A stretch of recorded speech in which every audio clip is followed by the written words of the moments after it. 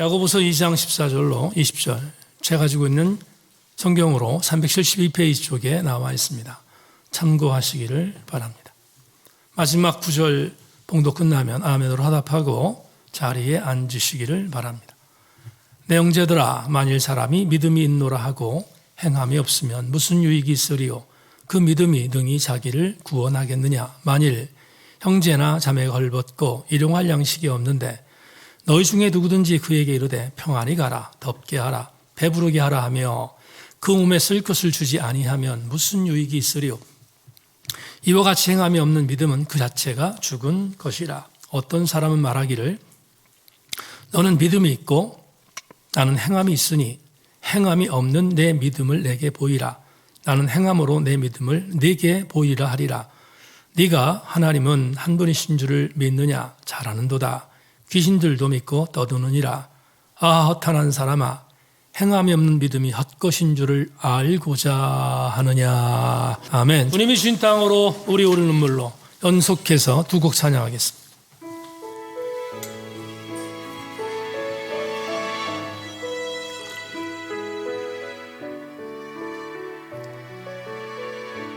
주님이 주신 땅으로 한 걸음씩 나아갈 때에 수많은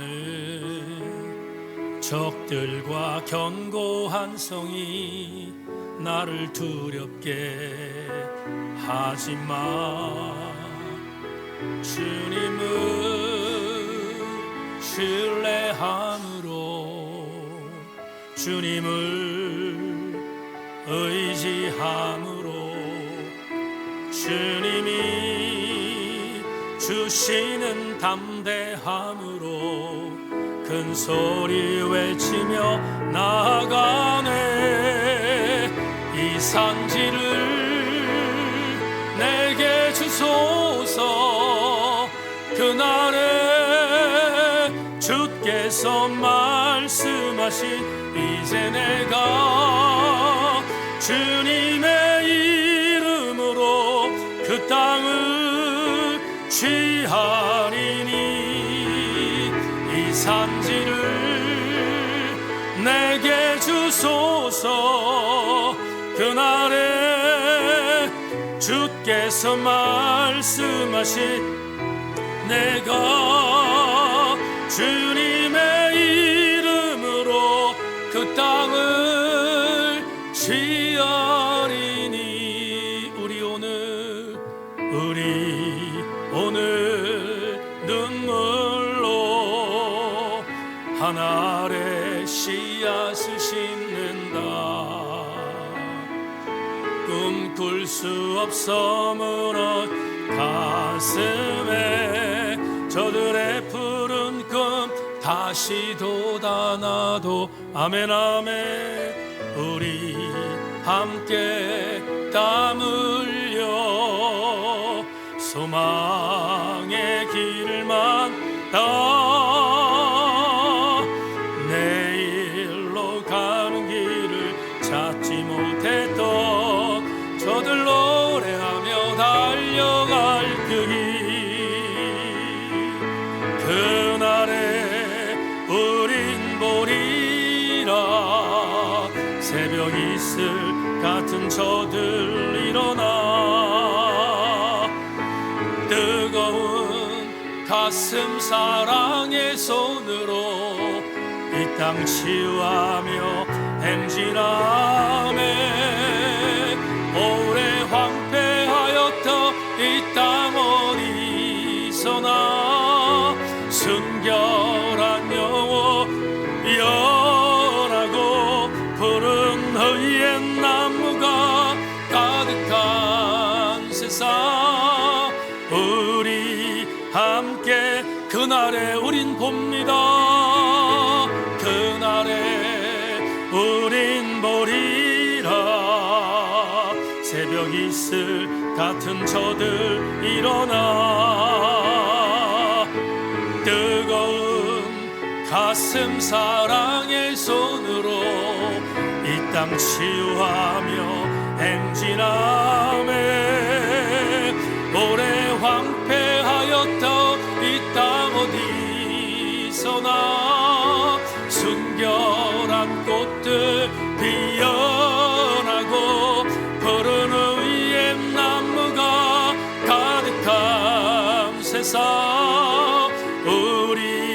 다시 한번 결단합니다. 오래 황폐하였다 이 땅 어디서나 순결한 꽃들 피어 아멘 아멘 의의 나무가 가득한 세상 우리 함께 보리라 우리 함께 보리라.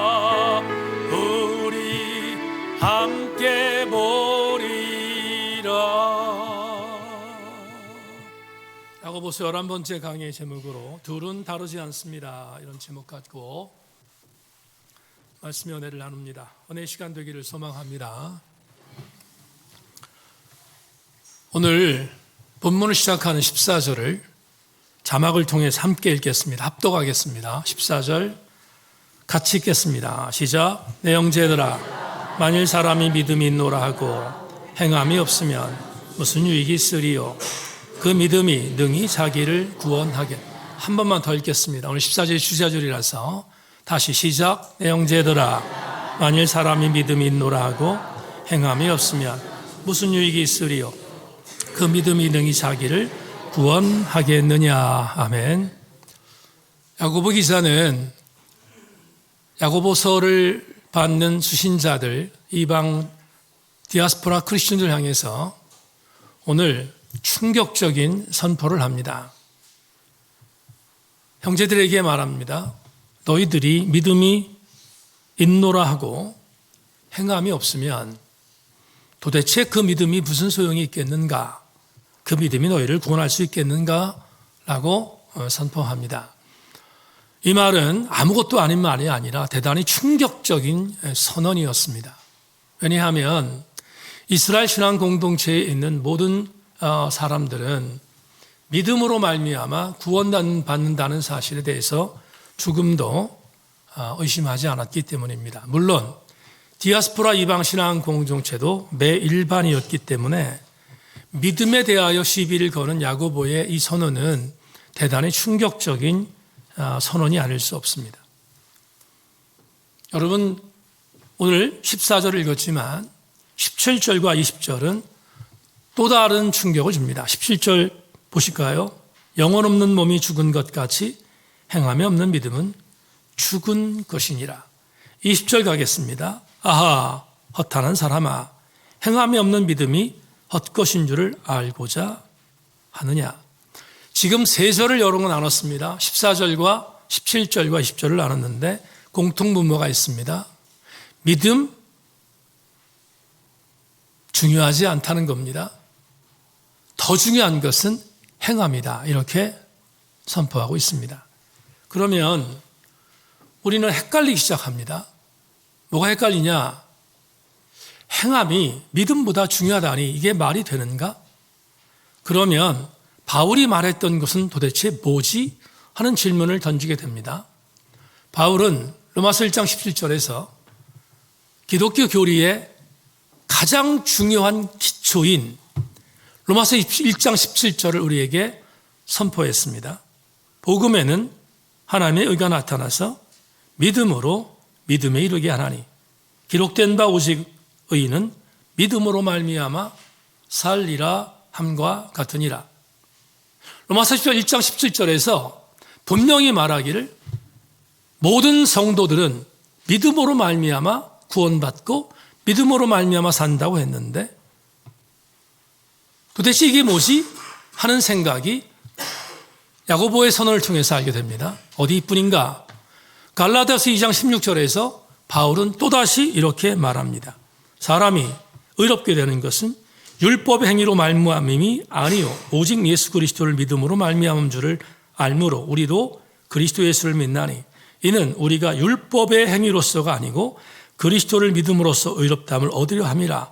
율법의 행위로서는 의롭다함을 얻을 육체가 없느니라. 여러분 부인하지 말고 아멘하기를 축원합니다. 그러면 사도 바울이 야고보보다 먼저 우리가 구원받는 가장 중요한 구원의 요소는 오직 믿음뿐이다. 다른 거 필요 없다라고 말했습니다.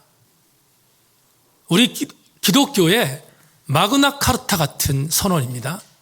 믿음 외에 어떤 것도 필요하지 않다. 오직 구원을 받는데 믿음만 필요하다라고 선포했으니까 이 구절을 생각해 보면 오늘 우리가 읽은 야고보서 2장은 대단히 헷갈립니다. 야고보는 반대로 말합니다. 믿음 중요하지 않다.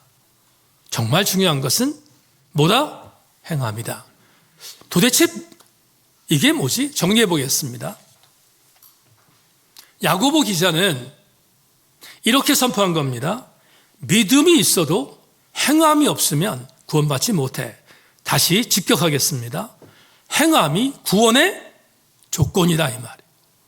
그런데 바울은 정반대로 말합니다. 행함은 구원의 조건이야. 율법이 행하는 거거든요. 행함이잖아요.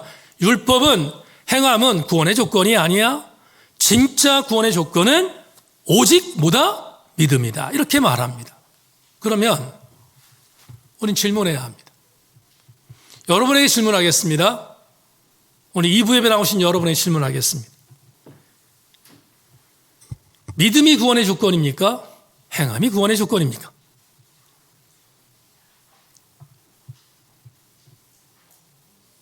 또 한 번 질문하겠습니다. 바울이 맞습니까? 야고보가 맞습니까? 대단히 곤란합니다. 말하기가 헷갈립니다. 둘 다 성경에 나오는 사람이니까 이 두 사람이 말한 이 내용, 믿음이 중요한 건가, 행함이 중요한 건가 헷갈립니다. 그래서 우리보다 먼저 살았던 믿음의 선배들 혹은 신학자들의 자문을 한번 구해보는 것은 도움이 될 것 같습니다. 여러분에게 주석 하나를 읽겠습니다. 야고보서는 히폴리투스, 2세기 로마 출신의 가장 중요한 신학자였던 히폴리투스가 주 2세기에 집대성한 무라토리 정경에 들어가지 못했다. 대략 4세기까지도 야고보서의 권위는 폭넓게 인정받지 못했다. 4세기 이후 정경 안에 들어간 이후에도 야고보서의 정경성은 토의가 끝나지 않았다. 야고보서에 대한 종교개혁자 마틴 루터의 평가는 널리 알려져 있다. 그에 따르면 야고보서는 지푸라기 서신이다. 루터가 보기에 야고보서는 신앙의 중심을 선포하지 않는다. 신앙의 중심이란 믿음으로 이렇게 된다는 교리이다. 믿음의 중심을 가르치지 않는 정경은 그 자리를 마땅히 내주어야 할 것이다. 풀겠습니다. 우리는 신약성경을 27권으로 믿고 있습니다.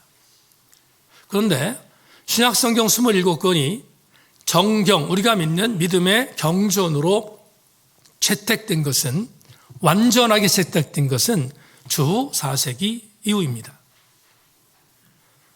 그런데 주 4세기 이전에 주 2세기까지 야고보서는 신약성경 정경 안에 들어가 있지 않았다는 겁니다. 그럼 왜 야고보서는 주 2세기의 무라토리 성경, 첫 번째 정경이라고 봤던 신약성경의 정경에 야고보서는 배제되었을까? 간단합니다.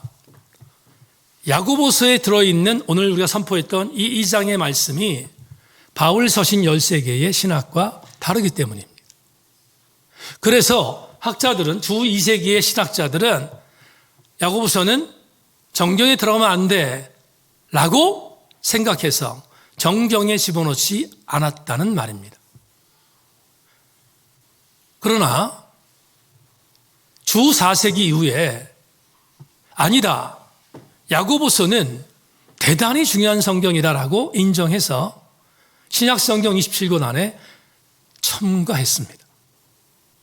그런데 주 4세기 이후에 27권의 성경이 신약성경으로 정경화됐지만 논쟁은 계속됐습니다. 대표적인 예를 한다면 1500년대에 살았던 두 사람, 마틴 루터와 장로교의 시조라는 존 칼빈의 논쟁입니다. 마틴 루터는 본인이 종교개혁을 일으켰던 구절을 바울의 로마서 1장 17절을 기초로 했습니다. 오직 의인은 뭐로? 믿음으로 말미암아 산다. 그래서 인덜전스, 면죄부를 판매하고 중세 캐톨릭이 여러 가지 행위를 하지 않으면 구원받지 못한다고 말했던 여러 가지 일들을 정면으로 도전해서 구원받는 인간의 가장 유일한 조건은 하나, 믿음이다. 믿음이 어떤 것도 요구되지 않는다고 말했던 마틴 루터였기 때문에 야고보서의 오늘 본문은 대단히 불편할 수밖에 없었습니다. 그리고 정경으로 들어와 있지만 마틴 루터는 1500년대에도 끝까지 야고보서를 인정하지 않고 아까 조금 전에 김학철 교수의 주석이 나온 것처럼 야고보서를 쓰레기 서신, 지푸라기 서신이라고 폄훼했습니다. 약 50년 정도 후배였던 존 칼빈은 마틴 루터를 공격합니다. 어떻게 야고보서가 쓰레기 복음인가? 야고보서는 대단히 중요한 성경이다라고 주장하며 마틴 루터에게 정면으로 도전했습니다. 우리가 정말 필요한 것은 믿음도 중요하지만 믿음의 결과물인 행동이 뒤따르지 않으면 아무 쓸모없는 것이 믿음이다라고 공격하며 행위에 대한 부분, 행함에 대한 부분들을 강조하기 시작했고, 그러니까 주 4세기부터 시작됐던 이 야고보서에 대한 논란이 1500년대까지 이어졌다는 사실은 대단히 주목할 만한 이유입니다. 그런데 왜 결국 야고보서가 정경에 들어왔을까?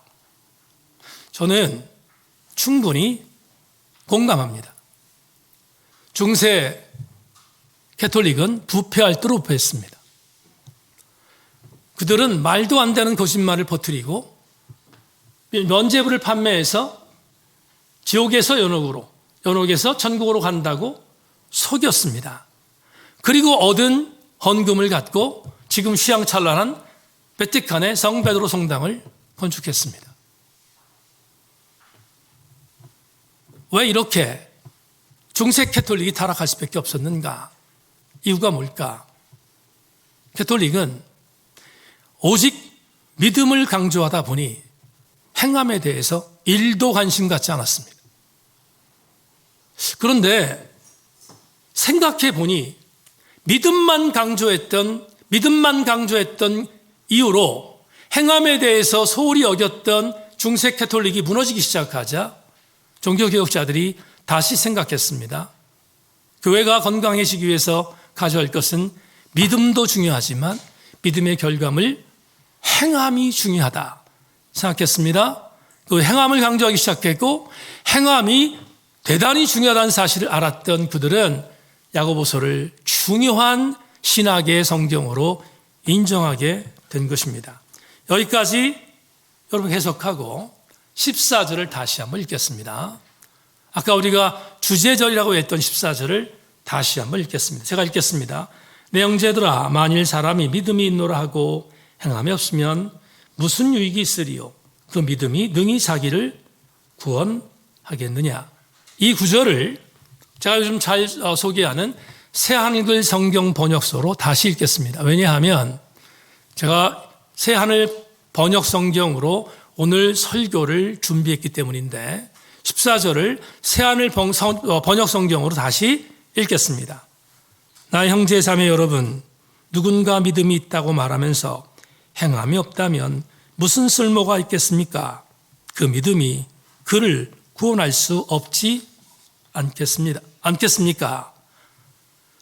번역 성경을 보면서, 새하늘 번역 성경을 보면서 가슴모를 통쾌함이 있었습니다. 지금부터 14절을 주의할 테니까 여러분 잘 따라와 주시기를 부탁합니다. 야고보서의 저자인 야고보는 야고보의 수신자들인 디아스포라 이방신앙 공동체에 예수 믿는 사람들을 향해서 이 본문을 선포한 것입니다. 지난주와 2주 전에 우린 디아스포라 크리스천 공동체에서 범하는 범죄를 고발했습니다. 어떤 범죄를 디아스포라 신앙 공동체에서 자행했다고 말씀드렸습니까? 차별입니다. 차별을 공공연히 행했습니다. 공의와 정의는 사라지고 차별을 공공연히 자행했던 디아스포라 크리스천들에게 지금 야고보서 저자가 이 편지를 쓰고 있습니다.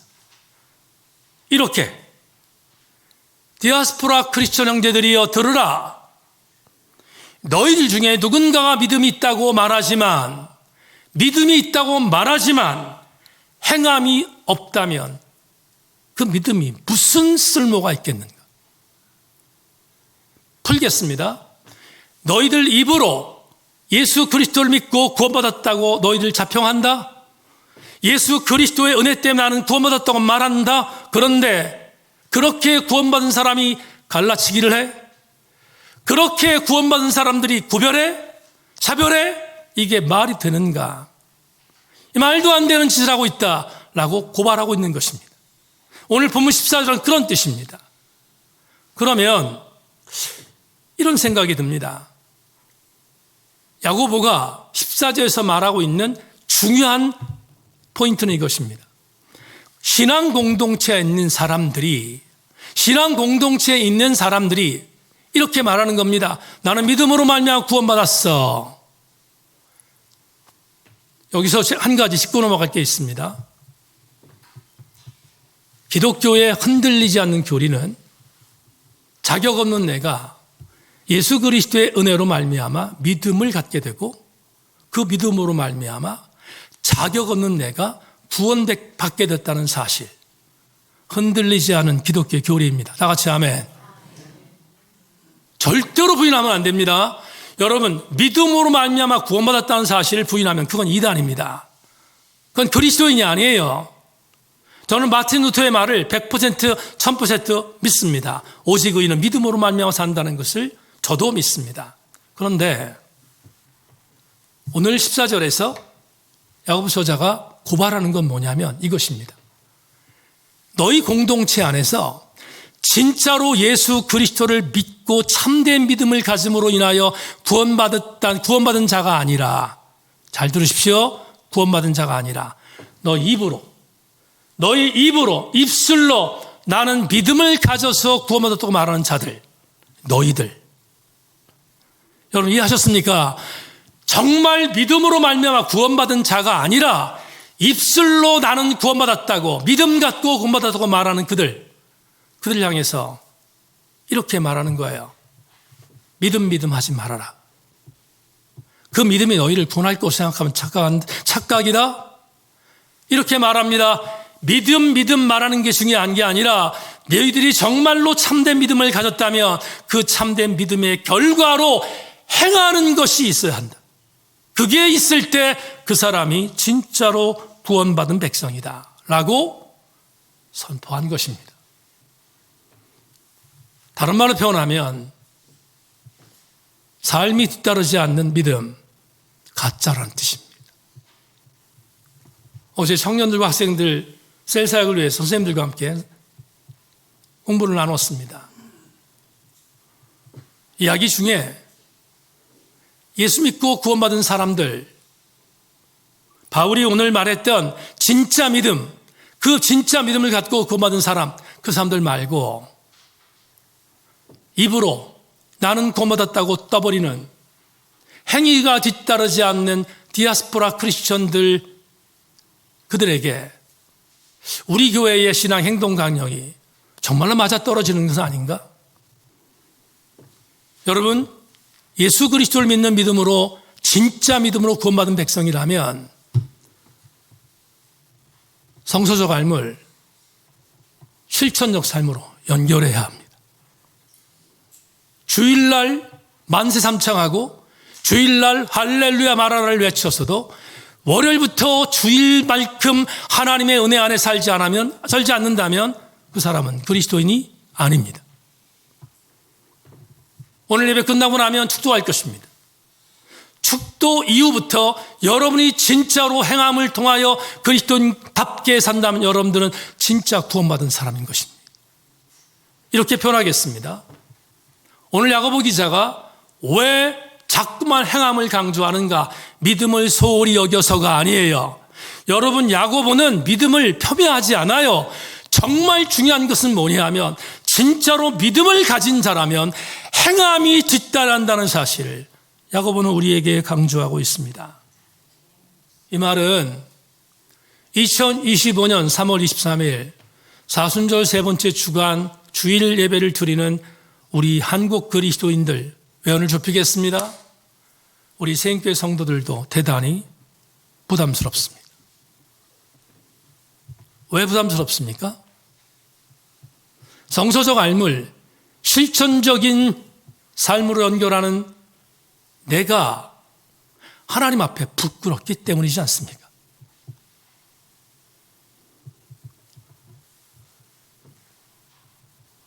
우리가 정말로 생각할 것은 내가 성서적으로 알았던 그 알에 대한 부분들을 실천적인 삶으로 변혁시키고 있다면 나는 그래도 하나님이 희망을 품고 있는 그리스도인입니다. 디아스포라 크리스천 이방인들에게서 이방인 그리스도인 형제에게 이렇게 말합니다. 믿음 말하지 말아라. 믿음이 너희를 구원하는 것이 아니고 믿음을 통하여 구원받은 자가 행함이 온전해야 구원받은 것이야 라고 선포하는 것은 오늘 2025년을 살아가는 우리에게도 너무 중요한 메시지가 아닐 수 없습니다. 여기까지도 충격적인 보고인데 17절 18절에서 오늘 야고보스 기자는 후퇴하지 않고 이렇게 표현합니다.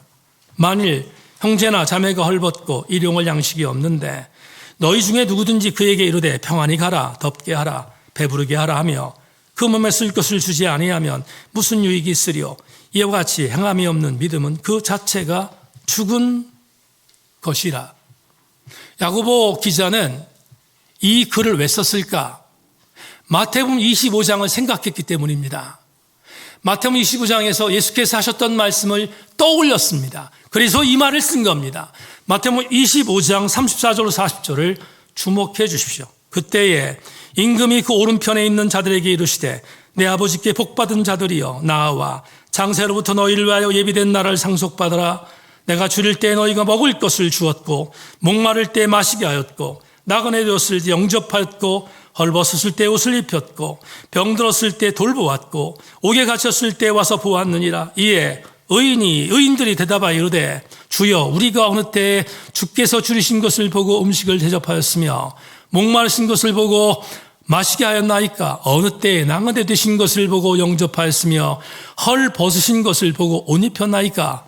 어느 때에 병드신 것이나 옥에 갇힌 것을 보고 가서 배웠나이까 하리니 임금이 대답하여 이르되 내가 진실로 너희에게 이르노니 너희가 여기 내 형제 중에 지극히 작은 자 하나에게 한 것이 곧 내게 한 것이니라.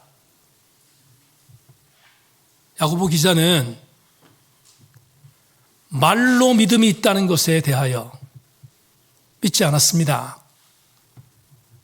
야고보 기자의 오늘 교훈은 말로 믿음이 있다는 것에 대해서 믿은 것이 아니라 진짜로 말로 믿음을 갖고 구원받은 자라면 반드시 헐벗고 목마르고 어려움 당하고 옥에 갇혔던 사람들에게 입히고 먹여주는 삶이 뒤따르지 않으면 그건 구원받은 사람이 아니라고 고발하고 있습니다. 마하트마 간디는 남아프리카 공화국에서 파송된 인도의 관리로서 역할을 감당했습니다. 그리고 그곳에서 최선을 다하여 인도를 위해서 인도의 대표로 사역을 하던 어간 영국은 인도를 식민지로 삼아 인도를 유린했습니다. 그리고 고질적인 인도의 카스트 제도에 위에 있는 사람들은 빈민, 불가촉 천민들을 괴롭히는 악행들을 저질렀습니다.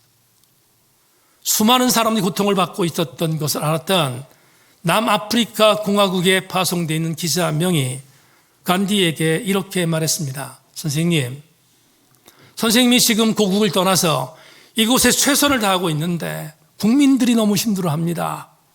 카스트 제도의 불합리는 인도 서민들을 옥죄고 있고 그들을 죽이고 있습니다. 심지어 설상가상으로 영국이라는 나라는 인도를 식민지 삼아 고통을 주고 있습니다. 많은 사람이 고통받고 있는데 선생님, 인도 국민들을 위해서 한마디 전해주십시오. 기차를 막 타려는 순간 기자의 질문을 받았던 마하트마 간디가 쪽지 하나를 찢었습니다. 그리고 쪽지 하나를 찢은 거기에 썼습니다. 인도 국민들에게 주는 메시지였습니다. 그 메시지에 한 문장이 있습니다. 거기 이렇게 쓰였습니다. My life is my message. 내 삶이 내 메시지입니다. 저는 목사입니다. 감히 누가 사람으로 태어난 인간이 예수 그리스도 말고 감히 누가 내 삶이 나의 메시지라고 말할 수 있는 사람이 누가 있겠습니까? 간디는 인도 국민들을 위하여 다른 말 하지 않았습니다. 내 삶이 인도 국민들에게 주는 위로요 메시지라고. 근데 그는 한마디 덧붙였습니다. 나는 예수 그리스도를 정말 존경합니다. 나는 힌두교인이지만, 나는 힌두이즘에 있는 힌두교인이지만 나는 예수 그리스도를 정말로 존경합니다. 심지어 그는 그의 전기에 썼습니다. 나는 예수 그리스도를 사랑합니다. 그렇지만 예수 그리스도를 사랑하지만, 예수 그리스도를 존경하지만 예수 믿는 영국인들은 증오합니다 라고 썼습니다. 무엇을 고발하는 것입니까? 영국인들이 믿는 예수 그리스도는 존경하지만 영국인들이 살아가는 삶의 형태는 증오한다는 것은 그들은 예수 그리스도의 말씀대로 살지 않는다는 것을 고발하는 것이 아니겠습니까? 본문의 야고보서 저자는 조금도 뒤로 물러서지 않고 오늘 마지막 절 18절부터 20절 이렇게 마무리합니다. 끝까지 주목하십시오. 어떤 사람은 말하기를 너는 믿음이 있고 나는 행함이 있으니 행함이 없는 내 믿음을 내게 보이라. 나는 행함으로 내 믿음을 내게 보이라 하리라.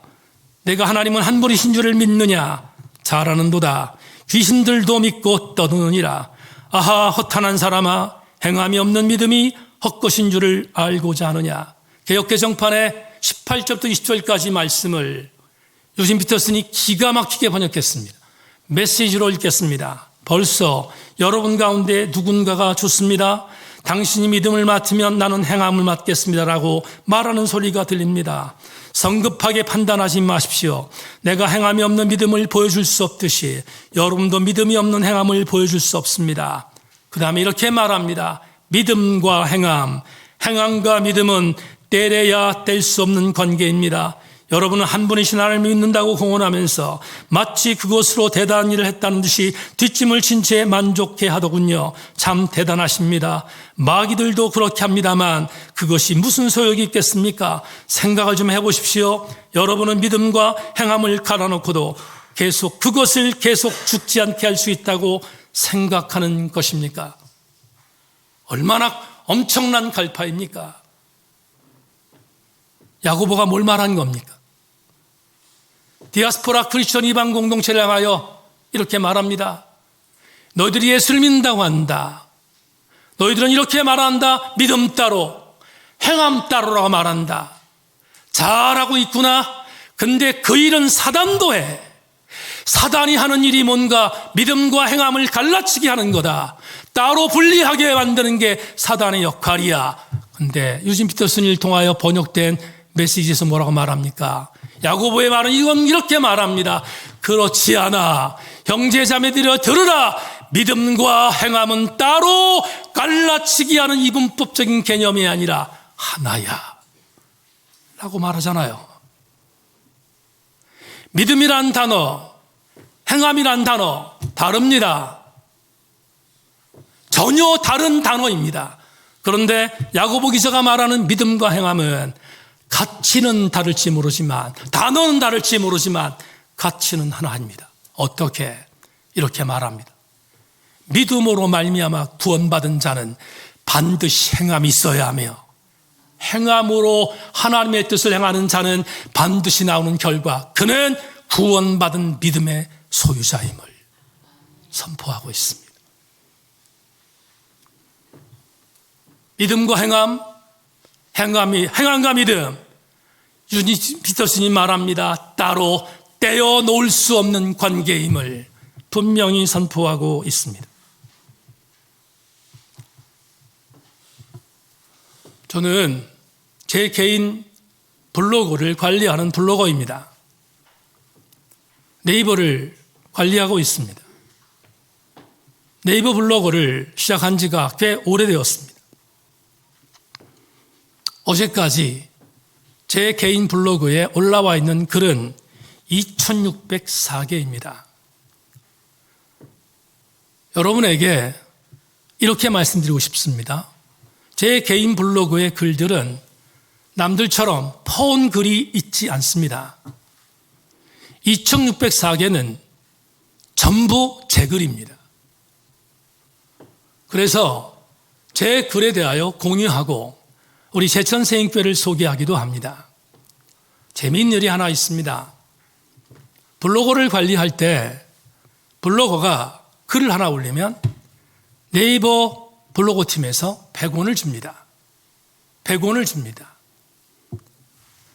그래서 그 100원을 받고 글을 계속 올리면 100원이 축적되기 시작합니다. 제가 이제까지 받았던 금액은 26만 400원입니다. 26만 400원. 아멘들을 안 하는군요.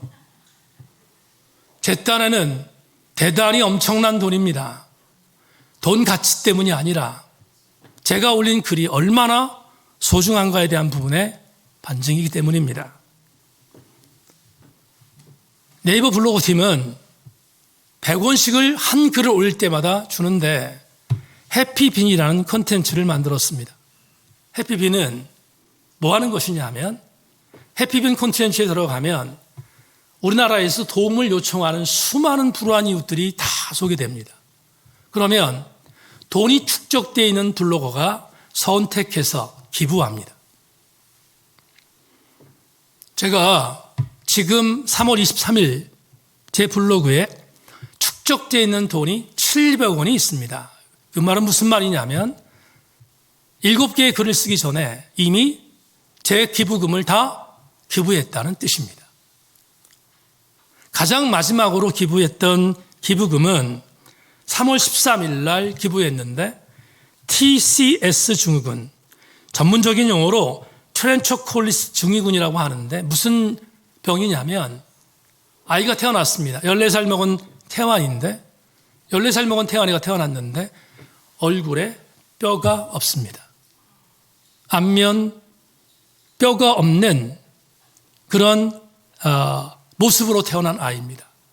안면에 뼈가 없으니 안면이 얼마나 일그러져 있을지 여러분 아실 줄 압니다. 뿐만 아니라 이런 아이들 거의 대부분은 소이증이 있습니다. 소이증은 귀가 작은 것입니다. 귀가 작으니까 들을 수가 없습니다. 그래서 그 귀가 작은 그 아이들을 들리게 하기 위해서 하나의 보청기를 짊어줘야 되는데 그게 골도 보청기라는 겁니다.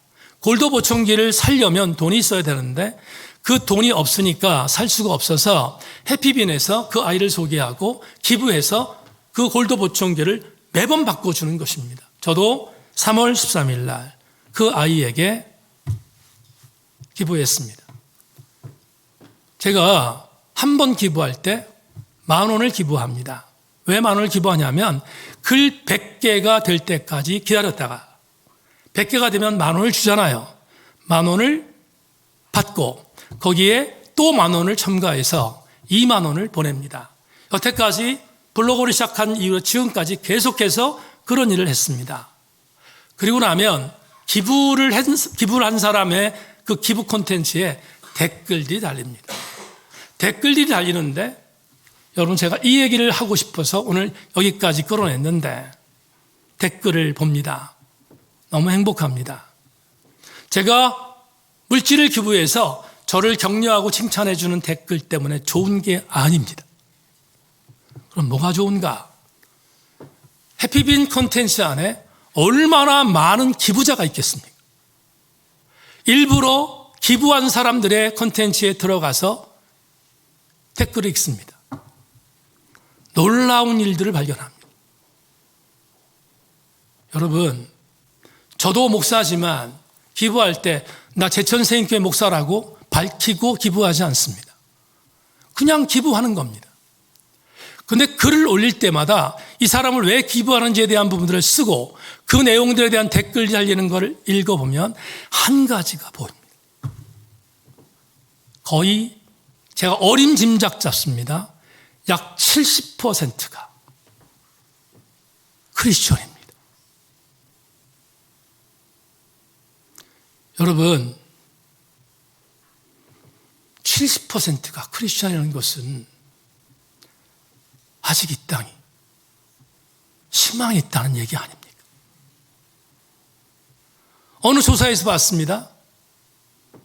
대한민국에 있는 사회사업기관에 가장 많은 기부금과 스폰서로 활동하고 있는 곳이 어딘가? 교회입니다. 교회가 망가졌다고 말하지만, 교회가 정신 못 차리고 있다고 말하지만, 여러분 정말로 감사한 게 뭔지 아닙니까? 교회가 그 일을 하고 있지 않으면 한국에 있는 사회사업은 망가집니다. 그 한복판에 누가 있는가? 그리스도인들이 있습니다. 왜 이들이 정치인들과는 다르게, 정치인들은 자기 이름을 내세우는데 목숨 걸지만 왜 그리스도인들이 익명으로 이런 아름다운 선한 일을 하는가? 이유가 뭔가? 저는 이것을 믿습니다. 그래도 한국교회의 성도들이 예수 그리스도의 삶대로 살아야 한다는 것을 배웠기 때문이 아니겠습니까?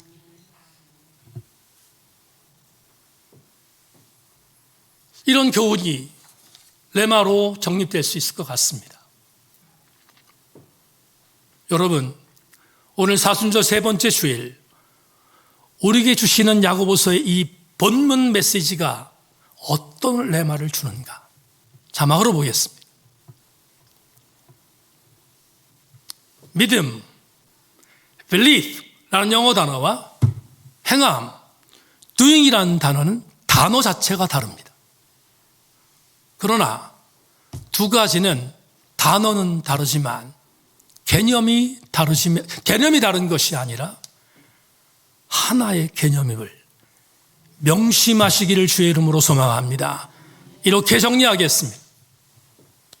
내가 말로, 입으로 믿음이 있다고 말하는 거 말고 14절의 말씀 그대로 내가 예수 그리스도를 인격적으로 만나 그분이 나의 구주라는 사실을 믿는 믿음으로 말미암아 참된 구원을 얻은 사람이라면, 진짜로 구원받은 사람이라면 반드시 행동이 뒤따라야 합니다. 행동의 열매가 없으면 그 사람이 아무리 믿음을 가졌다 할지라도 그 사람은 가짜입니다. 역으로 말하겠습니다.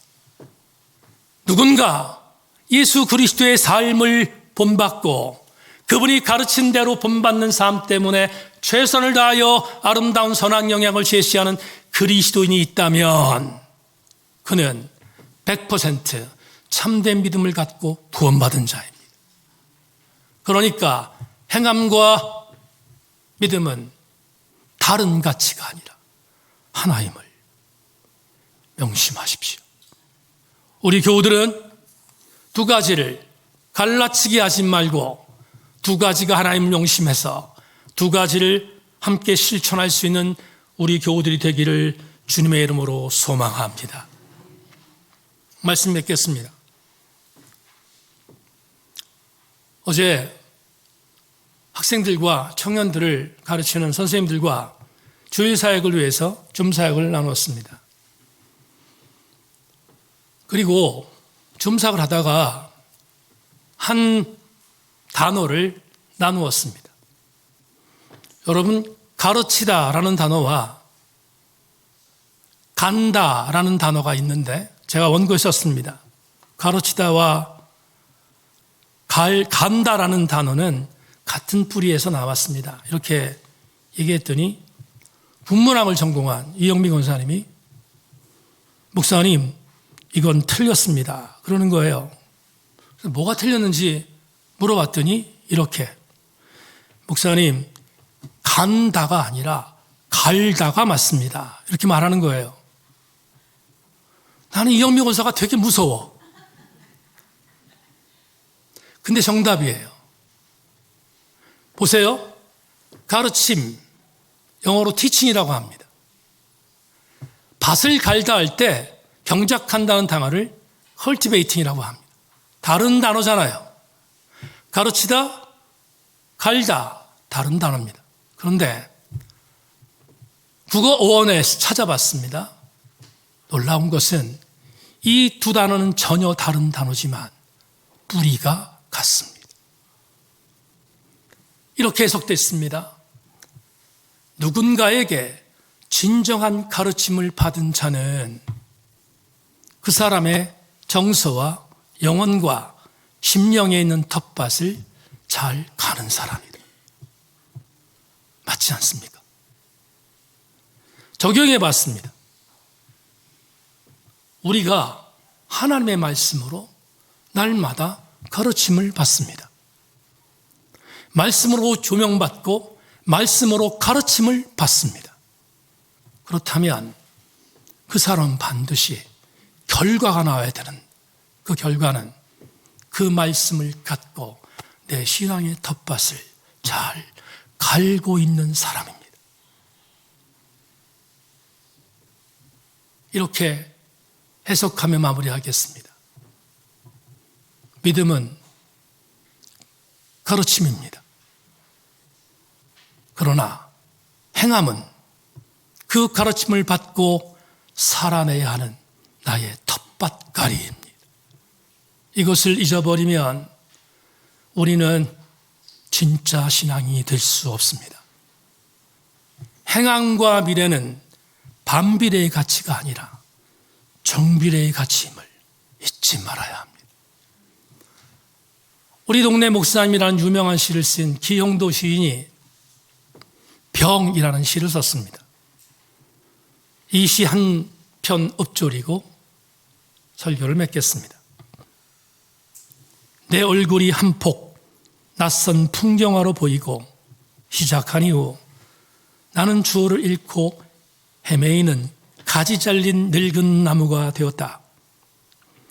가끔씩 숨이 턱턱 막히는 어둠의 채에 반토막 영혼을 뒤틀어 눈을 뜨면 잔인하게 죽어간 붉은 세월이 곱게 접혀있는 단단한 몸통 위에 사람아 단풍 든다.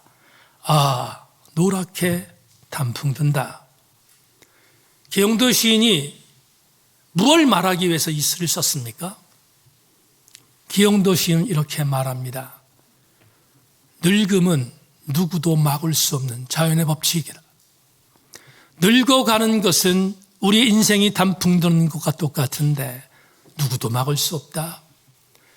심지어 기영도 시인은 이렇게 늙어감을 병이라고 말했으니 우리의 늙음이 얼마나 아픈지를 토로하는 시가 아니겠습니까? 진해 사역할 때 주민등록증을 만들려고 해서 30대 후반에 주민등록증 사진을 갖고 가서 만들었습니다. 그런데 얼마 전 이제는 이 주민등록증이 완전히 발했으니까 새로 만들려는 명령이 떠서 지금의 제얼지를 갖고 가서 사진을 찍고 주민등록증을 만들었습니다. 지금 찍은 주민등록증 사진 보기 싫습니다. 저만의 일이겠습니까? 늙어가는 것은 누구도 막을 수 없습니다. 우리의 육신을 조금이라도 노화를 막을 수 있는 방법이 있을까? 단언코 말합니다. 없습니다. 그런데 우리의 영혼의 병듦은 어떨까? 우리의 영혼의 늙어가면 어떨까? 기영도 시인을 생각하다가 생각했습니다. 우리의 영혼도 병들어 간다면 우리 영혼이 병들어 가고 그리고 늙어가는 것은 막을 수 있을까? 생각하다가 번쩍했습니다. 막을 수 있습니다. 우리 육신의 늙음은 막을 수 없지만 우리의 영혼의 병tum은 막을 수 있습니다. 어떻게? 한 가지입니다. 사랑하는 여러분, 믿음으로 말미암아 구원받은 자로서 예수 그리스도의 말씀대로 사십시오. 그러면 단언합니다. 우리의 영혼의 병듦을 막을 수 있습니다. 저는 우리 세인교회 성도들 모두가 영적인 노화를 막는 행함의 그리스도인들 되셔서 사순절 세 번째 주일 젊어졌습니다 라고 보고하는 한 주간 살아내기를 주의 이름으로 소망합니다.